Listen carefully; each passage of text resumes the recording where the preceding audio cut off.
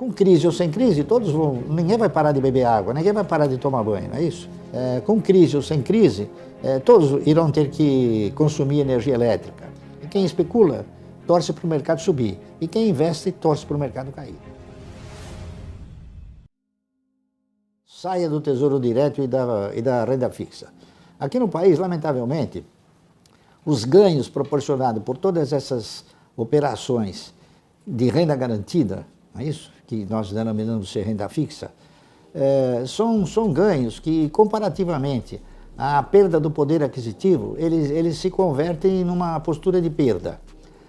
Hoje, se nós avaliarmos em janeiro o nosso poder de compra e formos avaliar esse mesmo poder de compra no final do ano, a gente verificará que o inflacionamento desse poder de compra sempre é muito superior àquilo que nos é colocado perante as autoridades. Ou seja, a inflação,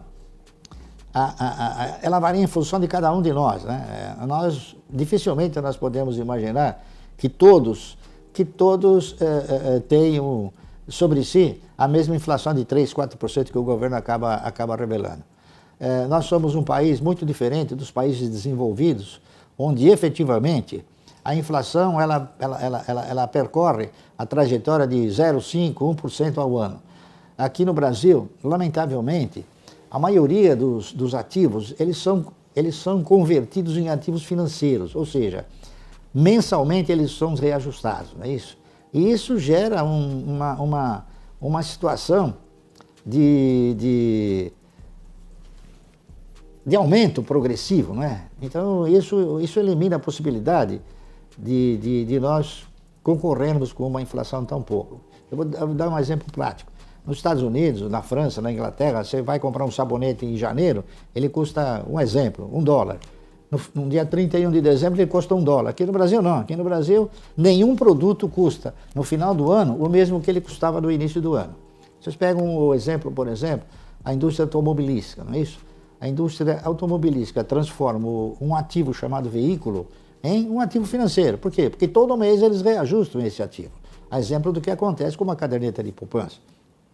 Você compra um apartamento na planta, o que acontece? Mensalmente ele é reajustado, mesmo sem ter sido entregue o bem para vocês. Então é muito difícil aqui a gente avaliar a inflação determinada pelas autoridades. Então, consequentemente, aplicar em alguma coisa que nos dê uma renda parecida com aquela que é a inflação, com certeza nós estamos perdendo poder de compra. Cada um de nós tem uma visão sobre crise, né? As crises, elas são motivadas por situações onde os agentes econômicos se comportam de uma maneira negativa, como é o que está acontecendo agora no Brasil.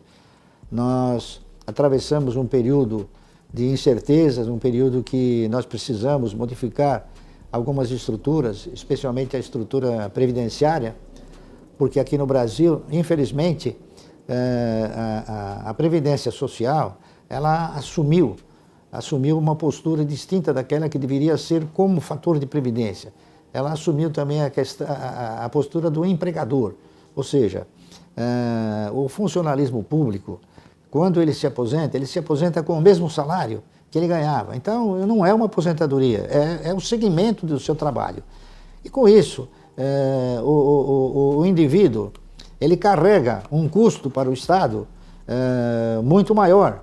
Por quê? Porque este afastamento que ele tem, ganhando o mesmo salário, irá obrigar o Estado a colocar um outro elemento no seu lugar, ganhando também um salário. Então, o Estado ele passa o quê? Ele passa a produzir um sentimento de custo muito superior àquele que normalmente seria se o indivíduo simplesmente fosse provido de recursos originários de uma estrutura de previdência.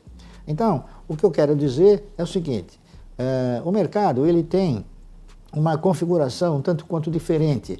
Aqui no Brasil, a definição de mercado, ela não é encarada tanto como um mercado de risco.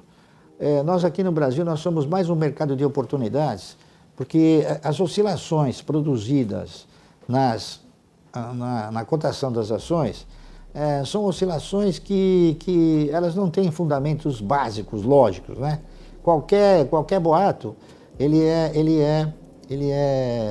indicativo para modificar o direcionamento de uma ação, ou subir ou cair. E outro fator também que nós temos aqui no país é que nós não temos um colchão de investidores capaz de suportar pressões como aquelas que o mercado está submetido. Eu daria como exemplo o seguinte: o mecanismo de locação de ações, que permite o cidadão locar uma ação e vendê-la no mercado, é um mecanismo que tem sido extremamente nocivo, porque ele gera uma oferta fictícia, uma oferta imaginária, não é isso? Então, o mercado não tem essa estrutura de investidores. O que nós temos presenciado ultimamente, e a Bolsa tem noticiado com alguma galhardia, é que novos investidores entraram, mas na verdade não são investidores. São especuladores, são aplicadores de curto prazo que não promovem uma sustentação no instante em que o mercado sofre uma pressão.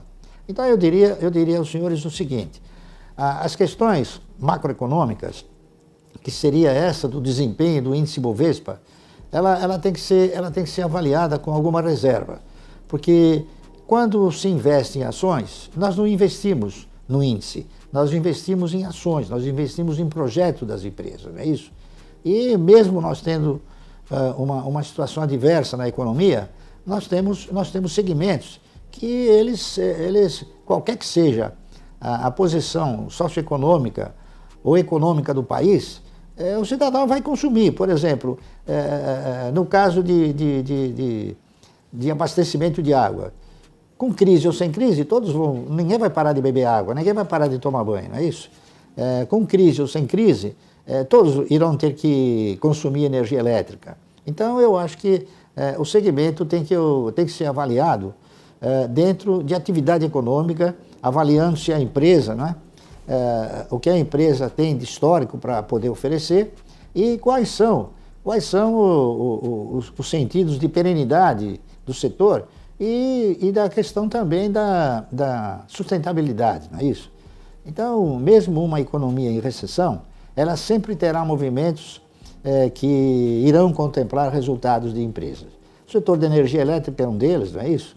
É um setor que ele é um setor considerado perene. O setor de celulose e papel também ele é muito, muito importante. O próprio setor financeiro, ele foi se convertendo hoje numa reserva de mercado. Enfim, são setores que a economia, ou bem ou mal, eles vão continuar produzindo e gerando recursos. O importante quando a gente desenvolve um projeto de investimento é que a gente efetivamente encare a aplicação como um investimento, não como uma aplicação de curto prazo que em muitas ocasiões não geram resultados. O cidadão, quando ele investe no mercado, sentimentalizando a parceria, ele tem chances de conquistar recursos muito bons pela frente, não é isso? Na medida em que ele no mercado de valores ostente a mesma postura que quando compra um título qualquer de renda fixa, ele terá perspectiva de muito maiores ganhos, não é isso? E em relação a uma carteira, eu diria o seguinte: uma carteira sempre se inicia comprando o melhor papel, aquele que tem a perspectiva de resultados mais eficiente no momento. Porque o mercado de valores ele é uma espécie de retrato. A cada momento, a cada dia, as cotações se posicionam numa situação. E a gente, para quem investe, ao invés daqueles que especulam, aquele que investe, ele sempre terá a visão de tentar comprar mais barato o seu investimento, não é isso? Então a torcida dele é diferente da torcida de quem especula. Quem especula torce para o mercado subir e quem investe torce para o mercado cair. É o que nós fazemos com bastante autenticidade.